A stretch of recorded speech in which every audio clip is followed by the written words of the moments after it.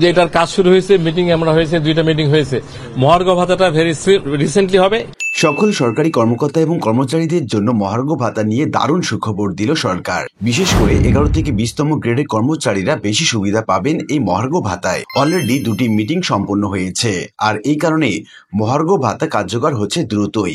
আর কবে হচ্ছে মূলত এই মহার্ঘ ভাতা, কে কত শতাংশ পাচ্ছেন, জনপ্রশাসন মন্ত্রণালয়ের সিনিয়র সচিব জনাব মোখলেসুর রহমান কি বললেন, কি বলছেন অর্থ মন্ত্রণালয়, এই সংক্রান্ত বিস্তারিত তথ্য জানাবো আজকে ভিডিওতে। প্রিয় ভিউয়ার্স, আজকে নতুন ভিডিওতে সবাইকে স্বাগত জানাচ্ছি। আপনি যদি আমার চ্যানেলে নতুন হয়ে থাকেন তাহলে এরকম গুরুত্বপূর্ণ ভিডিওর আপডেট পেতে চ্যানেলটি সাবস্ক্রাইব করে রাখুন। ভালো লাগলে লাইক কমেন্ট করুন, আর সম্পূর্ণ ধারণা পেতে পুরো ভিডিওটি না টেনে দেখুন।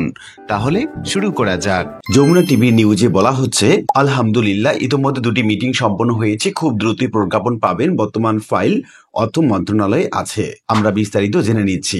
সরকারি কর্মকর্তা এবং কর্মচারীদেরকে সরকার মহার্ঘ ভাতা দেওয়ার যে সিদ্ধান্ত নিয়েছে তা শিগগিরই বাস্তবায়ন হবে বলে জানিয়েছে জনপ্রশাসন মন্ত্রণালয়ের সিনিয়র সচিব মোখলেসুর রহমান। সরকারি কর্মকর্তা এবং কর্মচারীদেরকে সরকার মহার্ঘ ভাতা দেওয়ার যে সিদ্ধান্ত নিয়েছে তা শিগগিরই বাস্তবায়ন হবে বলে জানিয়েছেন এই জনপ্রশাসন মন্ত্রণালয়ের সিনিয়র সচিব জনাব মোখলেসুর রহমান। এই বাজেট মানে 30 জুনের মধ্যে, আমি বলবো অবশ্যই এর মধ্যে হবে, তার আগেই হবে ইনশাআল্লাহ তিনি বলছেন। কোন মাস থেকে ধরা হবে সেই বিষয়ে সচিব বলেন, অনুমান করে বলা ঠিক হবে না, এই বিষয়ে অর্থ উপদেষ্টা এবং অর্থ সচিব পরিষ্কার করে বলতে পারবেন। বৃহস্পতিবার 9 জানুয়ারি সচিবালয়ে সাংবাদিকদের সঙ্গে আলাপকালে তিনি একথা জানান। মোখলেসুর রহমান জানান, মহার্ঘ ভাতা ইস্যুটা অর্থ মন্ত্রণালয়ের, তবে আমিও একজন মেম্বার। ইতোমধ্যে 2টা মিটিং সম্পন্ন হয়েছে, মহার্ঘ ভাতা খুব শিগগিরই হবে, তবে এবার ব্যতিক্রম হবে। আগে পেনশনভোগীরা মহার্ঘ ভাতা পেত না, এবার পাবে, একটা রিজনেবল পাবে।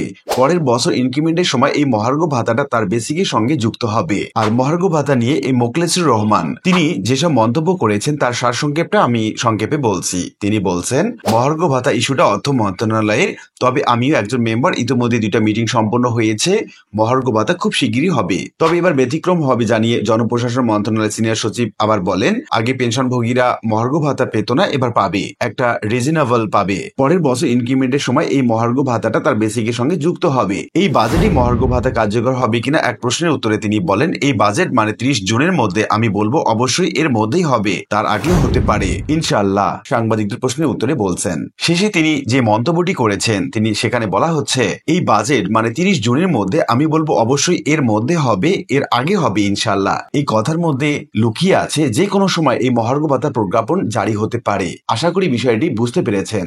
আর আজকের ভিডিওটি এ পর্যন্তই। আশা করি ভিডিওটি আপনাদের ভালো লেগেছে। ভিডিওটি ভালো লাগলে লাইক কমেন্ট করতে ভুলবেন না। দেখা হবে অন্য কোনো ভিডিওতে, সে পর্যন্ত সবাই ভালো থাকবেন। ধন্যবাদ।